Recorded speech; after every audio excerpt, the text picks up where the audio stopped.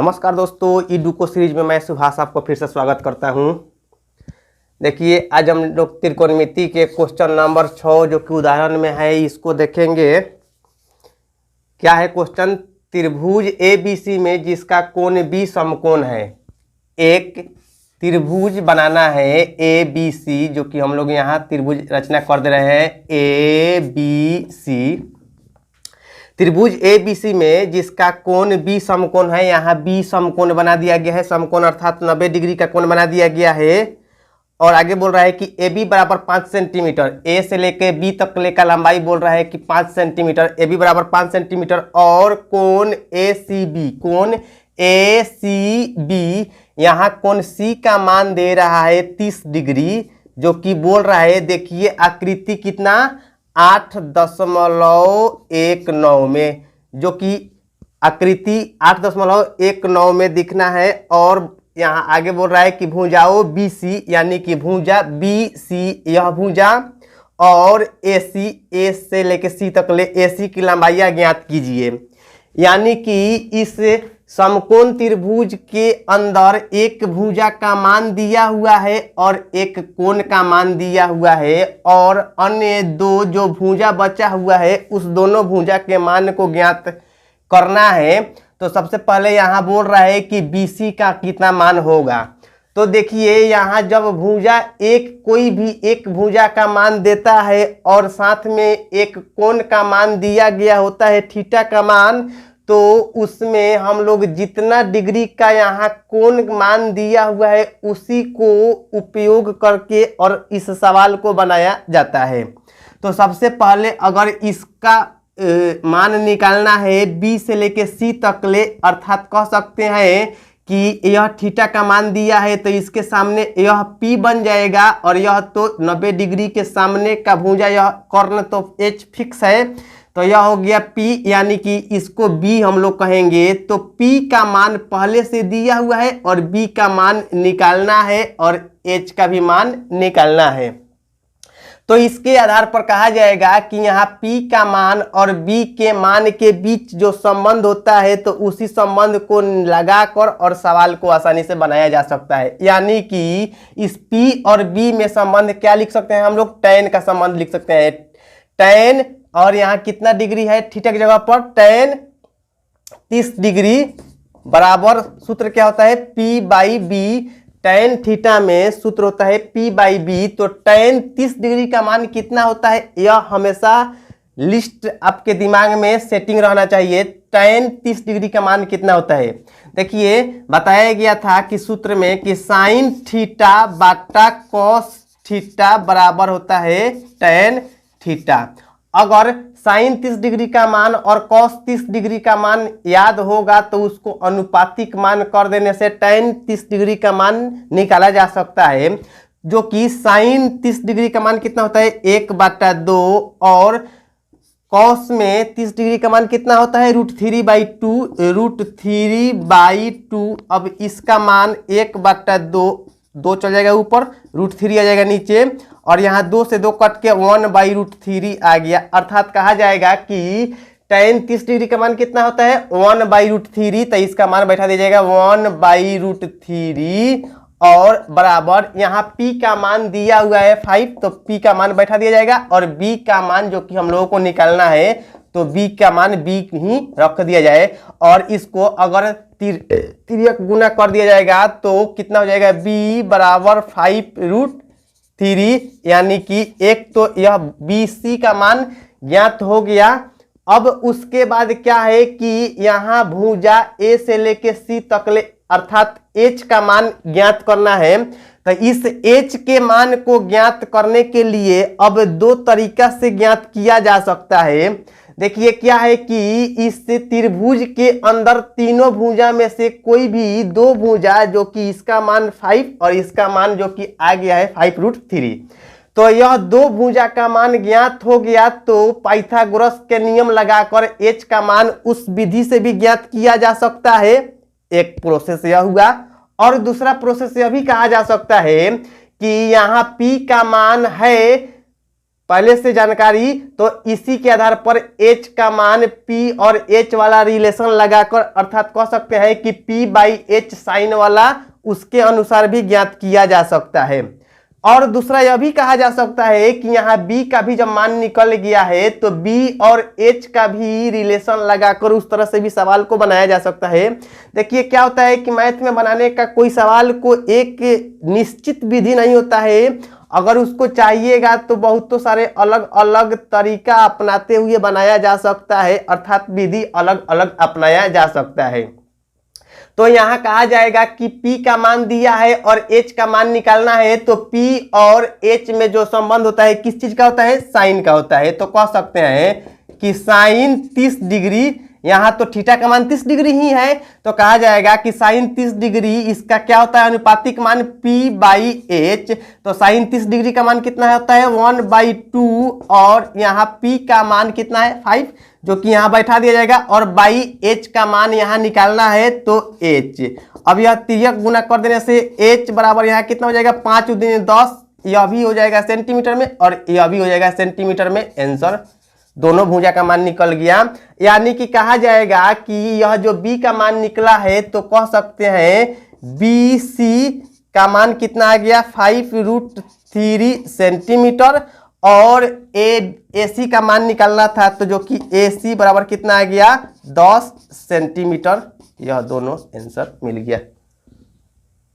अब देखना है उदाहरण 7। तो उदाहरण 7 में क्या कह रहा है, ध्यान दीजिए।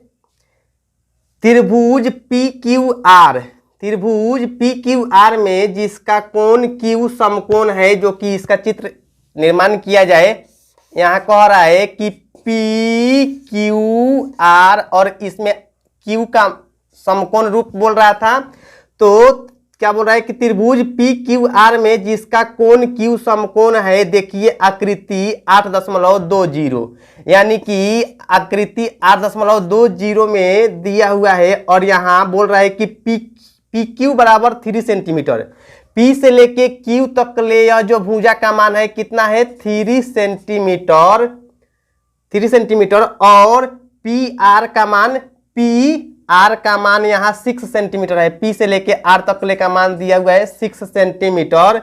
तब उसके बाद बोल रहा है कि कोण QPR, QPR यानी कि इस कोण का मान निकालने के लिए कह रहा है QPR और कोण PRQ, PRQ एक बार इस कोण का मान निकालने के लिए कह रहा है ज्ञात कीजिए।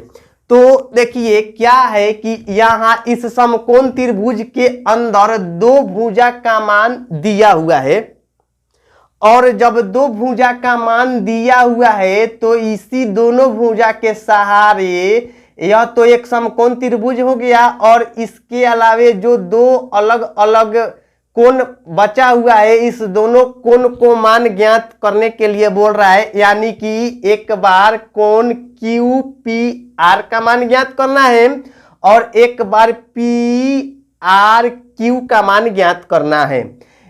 P का मान और R का मान ज्ञात करने के लिए हम लोग देखिए इसी दोनों भुजा के अनुपातिक मान को लगाकर और आसानी से इस कोण को ज्ञात किया जा सकता है। सबसे पहले हम लोग इस कोण को निकालने के लिए काम करेंगे। देखिए यहाँ जब यह कोण के बारे में बात किया जाए तो यह इसके 90 डिग्री के सामने वाला यह तो फिक्स है कि यह H है, और जब इसको थीटा का वैल्यू दिया जाएगा तो इसके सामने यह हो जाएगा P और यह हो जाएगा B।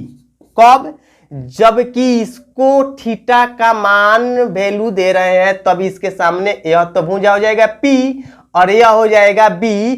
तो देखिए यानी कहा जा सकता है कि B का मान दिया हुआ है और H का मान दिया हुआ है, तो B और H अनुपातिक मान किसके साथ सेटिंग होता है उसी को यहां हम लोग लगा देंगे। यानी कि B/H किसका होता है, कॉस में होता है। तो लगाया जाएगा कि कॉस, और यहाँ थीटा का तो मान हमको ज्ञात करना है तो उसके लिए हम लोग थीटा इसको कह दे, तो कहा जा सकता है कि कॉस थीटा बराबर क्या होगा B/H, और यहाँ थीटा का मान ज्ञात करना है cos थीटा, जिसमें कि b का मान कितना है 3 दिया हुआ है और h का मान कितना है, h का मान 6 दिया हुआ है। तो यहां से अगर कटाया जाएगा तो cos थीटा का मान कितना आ गया 1/2, जो कि cos थीटा में 1/2, यहाँ cos थीटा में 1/2 कितना का मान होता है 60 डिग्री का मान होता है। तो यहाँ लिख सकते हैं हम लोग cos थीटा बराबर cos, यहाँ 1/2 के बदला में cos के रूप में ही कितना डिग्री का एंगल होता है, तो cos 60 डिग्री का एंगल होता है, जो कि cos 60 डिग्री के एंगल पर यह 1/2 मान होता है। तो यहाँ कह सकते हैं कि cos से cos कैंसिल हो जाएगा, अर्थात थीटा का मान कितना आ गया 60 डिग्री आ गया। तो इसका मान हो गया 60 डिग्री। अब हम लोगों को कोण का मान R वाला ज्ञात करना है। तो देखिए R के इस कोण को मान ज्ञात करने के लिए क्या होगा कि इसके सामने यह तो H फिक्स है, और जब इसको अगर थीटा का मान वैल्यू दे रहे हैं तो इस स्थिति में कहा जा सकता है, क्या कहा जा सकता है कि इसके सामने यह हो जाएगा P और यह हो जाएगा B। तो जब यह B हो जाएगा और यह हो जाएगा क्या H, तो H और यहाँ के B में यहाँ रिलेशन लगा दिया जाएगा और इस आधार पर इसका मान ज्ञात किया जाएगा। तो देखिए कहा जा सकता है कि यहाँ क्या है कि B का मान इसके अनुसार नहीं दिया है और P का मान दिया हुआ है। तो P और H का मान इस कोण के लिए दिया हुआ है।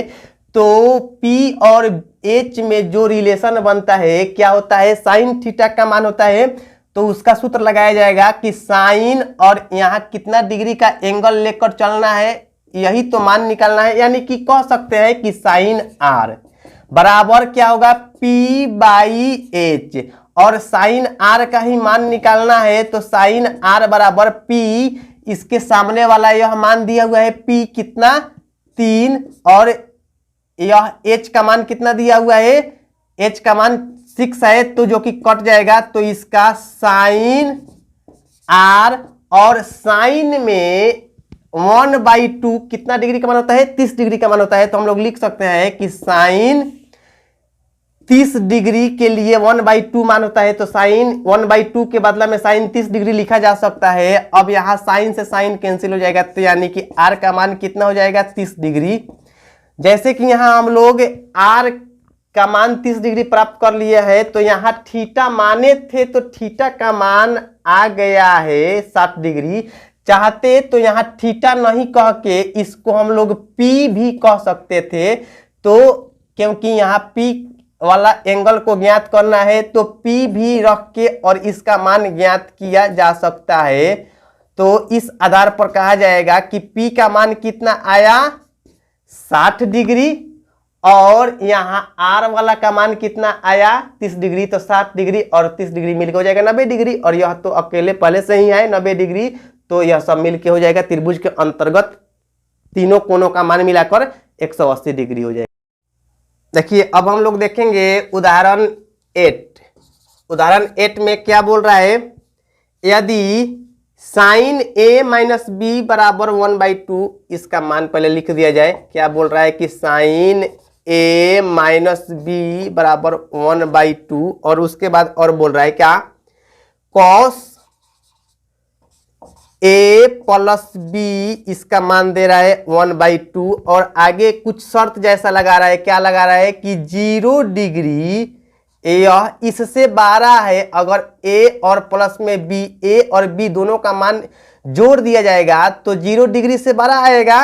और साथ में यह भी कह रहा है कि 90 डिग्री से A और B का जोड़ा हुआ मान छोटा आएगा, या हो सकता है कि बराबर भी आ सकता है। और एक और शर्त लगा रहा है कि A का मान B के मान से 12 है, तो A और B ज्ञात कीजिए। यानी कि A बराबर वाट और B बराबर वाट, यह A और B दोनों का मान ज्ञात करने के लिए कह रहा है।